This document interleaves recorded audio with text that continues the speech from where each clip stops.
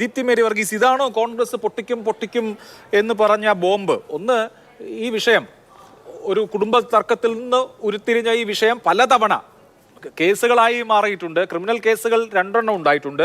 അതുകൂടാതെ ഈ civil case വേറെ സ്വത്തുമായി ബന്ധപ്പെട്ട കേസ് ഉണ്ടായിട്ടുണ്ട്. എന്ന് മാത്രമല്ല വിവിധ രാഷ്ട്രീയ സന്ദർഭങ്ങളിൽ വാർത്താ സമ്മേളനം വഴിയും അല്ലാതെയും ഒക്കെ ഒരുപാട് തവണ പൊതുസമൂഹത്തിന് മുമ്പിലും വന്നിട്ടുള്ള ഒരു വിഷയമാണ്. ഇതിപ്പോ പെട്ടെന്ന് മാരക പ്രഹരശേഷിയുള്ള ഒരു ബോംബാണ് എന്ന് കോൺഗ്രസ് പാർട്ടിക്ക് തോന്നിയത് എന്തുകൊണ്ടാണ്? അല്ല അഭിലാഷ്, ഇതിപ്പോ ബോംബ് പൊട്ടിക്കും എന്ന് പറഞ്ഞിട്ടുണ്ടെങ്കിൽ ബോംബ് പൊട്ടിച്ചിരിക്കും. അതിതാണ് എന്നുള്ളത് ബഹുമാനപ്പെട്ട പ്രതിപക്ഷ നേതാവ് പോലും ഇന്ന് പത്രസമ്മേളനത്തിൽ പറഞ്ഞില്ലല്ലോ. അപ്പോൾ ഇത് ബോംബാണോ അല്ലയോ എന്നൊക്കെ ഉള്ളത് വരും ദിവസങ്ങളിൽ മനസ്സിലാകും. അഭിലാഷ് ഒന്ന് ആലോചിച്ച് നോക്കിയേ, തിരിച്ചും മറിച്ചും ചോദിച്ചിട്ടും ആ കേസിലേക്ക് വരാനോ, ഇത് മനസ്സിലാകാനിട്ടല്ല, കണ്ണടച്ചിരുട്ടാക്കുക, ആ കേസിലേക്ക് വരുവാൻ കൃഷ്ണകുമാർ എന്ന വ്യക്തി തയ്യാറാകുന്നില്ല. അദ്ദേഹം ഈ കേസിനെ പറ്റി പറഞ്ഞത് ഇതിൻ്റെ അകത്ത് യഥാർത്ഥത്തിൽ ഒറ്റ കേസല്ല ഉള്ളത്. എന്തായിരുന്നു താങ്കൾ ഇത്രയും നേരം സംസാരിച്ച് ചോദിച്ച കേസ് എന്ന് പറയുന്നത്? ഈ സ്ത്രീ, ഈ പെൺകുട്ടി അവരുടെ അച്ഛനെ കാണണം എന്ന പ്രെയർ ആയിരുന്ന കേസിനെ കുറിച്ചാണ് ഈ സംസാരിച്ചു കൊണ്ടിരിക്കുന്നത്. അച്ഛനെ കാണണം എന്ന് പറഞ്ഞ് എന്തുകൊണ്ടാണ് ഒരു കോടതിയുടെ മുമ്പിലേക്ക് പോയത്? താങ്കൾ പറഞ്ഞ പോലെ ഇതിൻ്റെ കുടുംബ വിഷയത്തിലേക്കൊന്നും ഞാൻ കടക്കാൻ ആഗ്രഹിക്കുന്നില്ല. പക്ഷേ കേസിനാസ്പദമായ കാര്യം പ്രെയർ ഈസ് സ്വന്തം അച്ഛനെ കാണണം, അതിഗുരുതരാവസ്ഥയിൽ കിടക്കുന്ന അച്ഛനെ കാണണം ഇവർ കോടതിയെ ഞാൻ വായിച്ച ഉത്തരവ് ഈ പറഞ്ഞ അച്ഛനെ കാണണം എന്നുള്ള പ്രയറിലുള്ള ഒന്നല്ല, മറിച്ച് 712/2014 അസോൾട്ട് ചെയ്യപ്പെട്ടു എന്ന് കാണിച്ച് പോലീസ് സ്റ്റേഷനിൽ, പാലക്കാട് ടൗൺ പോലീസ് സ്റ്റേഷനിൽ 712/2014 എന്ന കേസ് നമ്പറിൽ ചേർക്കപ്പെട്ട പരാതിയുടെ ഉത്തരവാണ് ഞാൻ വായിച്ചത്. ഞാൻ പറഞ്ഞത് ഇത് കുറെ പ്രയേഴ്സ് ഉണ്ട്, കുറെ പരാതികൾ, കുറെ ഹർജികളൊക്കെ ഉണ്ട്. ഞാൻ വായിച്ചത് അതല്ല.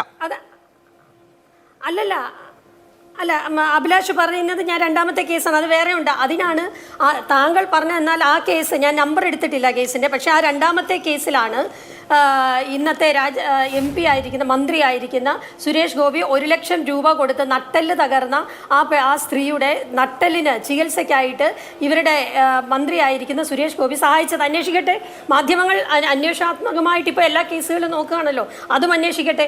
ഞാൻ പറഞ്ഞത് ഒരു കേസ് കൊടുത്തിരുന്നത് സ്വന്തം അച്ഛനെ, ഓർമ്മക്കുറവുള്ള സ്വന്തം അച്ഛനെ കാണണം എന്ന് പറഞ്ഞിട്ടാണ്. അതിഗുരുതരാവസ്ഥയിൽ കിടക്കുന്ന അച്ഛനെ കാണാൻ അനുവദിക്കാത്ത ഒരു സാഹചര്യം തൻ്റെ സ്വാധീനം ഉപയോഗിച്ചുകൊണ്ട്, അധികാരം ഉപയോഗിച്ചുകൊണ്ട് പോലീസിന് മുമ്പിൽ. അപ്പം ഇപ്പം തന്നെ അദ്ദേഹം പറയുന്നത് കേട്ടു, ചില സെക്ഷനുകളൊക്കെ അങ്ങ് മാറ്റുമല്ലോ എന്ന് പോലീസുകാർ.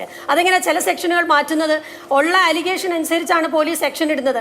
അത് ഇട്ട് കഴിഞ്ഞതിന് ശേഷം മാറ്റിയിട്ടുണ്ടെങ്കിൽ അത് തന്നെ മാനിപ്പുലേഷനാണ്. അത്തരത്തിൽ മാനിപ്പുലേറ്റ് ചെയ്യാൻ പ്രാപ്തനായിട്ടുള്ള ഒരാളാണ് കൃഷ്ണകുമാർ എന്ന് പറയുന്നത്. ഈ പാവം, ഈ പെൺകുട്ടിയും ഈ പെൺകുട്ടിയുടെ അമ്മയും അതിദാരുണമായ രീതിയിൽ അക്രമത്തിനിരയായിട്ടുണ്ട്. അക്രമത്തിന് ഇരയാക്കിയത് ഒരു പൊതുപ്രവർത്തകനാണ്. നിങ്ങൾ ആലോചിക്കണം, ഇന്നലെ പാലക്കാട് MLA, മിനിഞ്ഞാന്ന് പാലക്കാട് MLAയുടെ ഓഫീസിൽ പോയി ഘോരഘോരം പ്രസംഗിച്ച, ഒരു കോലിൽ തുണി കെട്ടിയാൽ പോലും പോകുമെന്ന് പറഞ്ഞ് പ്രസംഗിച്ച കൃഷ്ണകുമാറാണ് ഈ 24 മണിക്കൂറിനുള്ളിൽ സ്വന്തം കുടുംബത്തിനകത്ത്, ഞാനല്ലാതെ പറഞ്ഞത്, അദ്ദേഹം തന്നെ അദ്ദേഹത്തിൻ്റെ പത്രസമ്മേളനത്തിൽ പറഞ്ഞതാ, ഇരയുടെ ഐഡന്റിറ്റി പറയരുത് എന്നുള്ളത് രാജ്യത്ത് നിലനിൽക്കുന്ന ഒരു നിയമമാണ്. അതുപോലും ലംഘിച്ചുകൊണ്ട് അതാരാണെന്ന് മനസ്സിലാകുന്ന രീതിയിൽ ഇരയാരാണെന്ന് മനസ്സിലാക്കിക്കൊണ്ട് അദ്ദേഹം നടത്തിയ പത്രസമ്മേളനത്തിൽ, അപ്പോൾ സ്വന്തം കുടുംബത്തിൽ പോലും ഇതാണ് രീതി.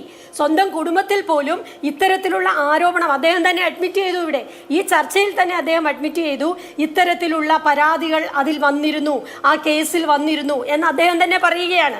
അപ്പോൾ അത് ഓൾറെഡി അങ്ങനെ ഉണ്ട് എന്ന് അദ്ദേഹത്തിന് അറിയാം. അതുകൊണ്ടാണ് ശ്രീമതി ദീപ്തി മേരി വർഗീസ്, ഈ കാര്യം വളരെ കോംപ്ലക്സ് ആണ്. ഒന്ന്, ഇവർ, അതായത് കൃഷ്ണകുമാറിനും കുടുംബത്തിനും വേണ്ടി കൊടുക്കപ്പെട്ട ഒരു കേസുണ്ട് 709/2014. അതിന്റെ കൗണ്ടർ കേസായിട്ടാണ് മറ്റൊരു കേസ് വന്നിട്ടുള്ളത്. എന്ന് മാത്രമല്ല, ഇപ്പോൾ ഈ ഉന്നയിക്കപ്പെട്ട ആരോപണങ്ങൾ, ഇപ്പോൾ അച്ഛന് ചികിത്സ വേണ്ട സന്ദർഭത്തിൽ, അച്ഛന് ഓർമ്മ കുറവുള്ള സമയത്ത് തുടങ്ങിയ വാദങ്ങൾ മറ്റൊരു കോടതി, അതായത് in the court of subordinate judge, additional subordinate judge Palakkad, ആ കേസിലാണ് 2023 വിധി വന്നിട്ടുള്ളത്. ആ ഉത്തരവ് 16 ഓഗസ്റ്റ് 2023 പറഞ്ഞ വിധിയിൽ ഈ പറഞ്ഞ അലീഗേഷൻസ് ശരിയല്ല എന്ന് കോടതി പറയുന്നതാണ്. എനിക്കറിയില്ല വസ്തുത ഏതാണ് എന്നുള്ളത്.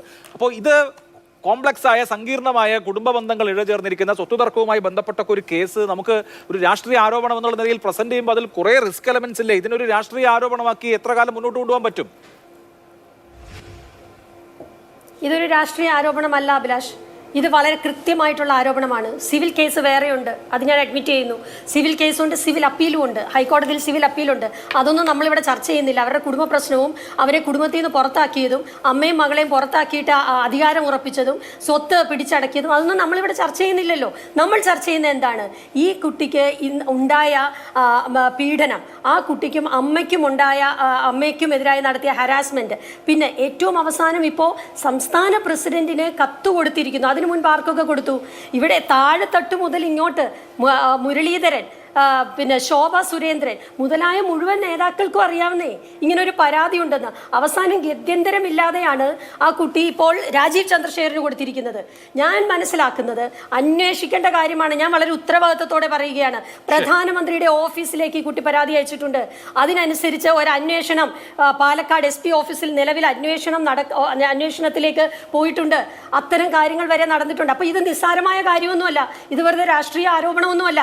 രാജീവ് ചന്ദ്രശേഖരന് ഈ കൊടുത്ത പരാതി, നമ്മൾ ഈ പരാതി എന്താണെന്നുള്ളത് നമുക്ക് എല്ലാവർക്കും അറിയാവുന്നതാണല്ലോ. വളരെ കൃത്യമായി പറയാണ്, I personally approach Shri Gopalankutty etcetera എല്ലാവരുടെയും പേര്, MT രമേശ്, V മുരളീധരൻ, സുഭാഷ്, എല്ലാവരുടെയും പേര് പറയുന്നുണ്ട്. ഇവിടെയൊക്കെ കൊടുത്തിട്ടും ഗത്യന്തരമില്ലാഞ്ഞിട്ടാണ് I humbly request you as a new president of BJP Kerala to take my complaint seriously and ensure justice to be done. എന്താണ് കേസ്? എന്താണ് കേസ്? കൃത്യമായി പീഡനമാണ് എന്നുള്ളതും ആക്ഷൻ എടുത്തില്ല എന്നുള്ളതും ഹ്യൂമിലിയേറ്റ് ചെയ്തു എന്നുള്ളതും കൃത്യമായിട്ട് ഈ കത്തിൽ പറയാണ്. ഞാൻ ആ കത്ത് ഇത് മുഴുവൻ വായിക്കുന്നില്ല, വേണമെന്നുണ്ടെങ്കിൽ വായിക്കാം, അത് നമുക്ക് എല്ലാവർക്കും അറിയാവുന്നതാണ്. അപ്പോൾ ഒരു കുടുംബത്തിലുള്ള ഒരാളെ പോലും, ഒരു സ്ത്രീയെ പോലും പീഡനത്തിന് വിധേയമാക്കുന്ന ഒരാളാണ് ഈ ചാരിത്ര പ്രസംഗം നടത്തിക്കൊണ്ടിരിക്കുന്നത്. അപ്പോൾ എന്നിട്ട് അദ്ദേഹം തന്നെ ഈ ചാനൽ ചർച്ചയ്ക്ക് വന്നിരിക്കുന്നത് അപാര തൊലിക്കെട്ടി തന്നെയാണ്. ഇതിന്റെ ഈ 3 കേസുകളുടെ ഉത്തരം കൃഷ്ണകുമാർ പറയണം. അതിൻ്റെ അകത്ത് സിവിൽ കേസ് നിങ്ങൾ നടത്തിക്കോ, ഞങ്ങൾക്ക് അതിൻ്റെ അകത്ത് ഒന്നും പറയാനില്ല, അത് നിങ്ങളുടെ സ്വത്തുതർക്കമാണ്. പക്ഷേ സ്ത്രീപീഡന കേസുകൾ, അത്തരം ഒരു കേസ്, കുടുംബത്തിനകത്ത് നടത്തിയ ഈ കേസ്, അതിന് ഉത്തരം പറഞ്ഞേ മതിയാവൂ. ശരി.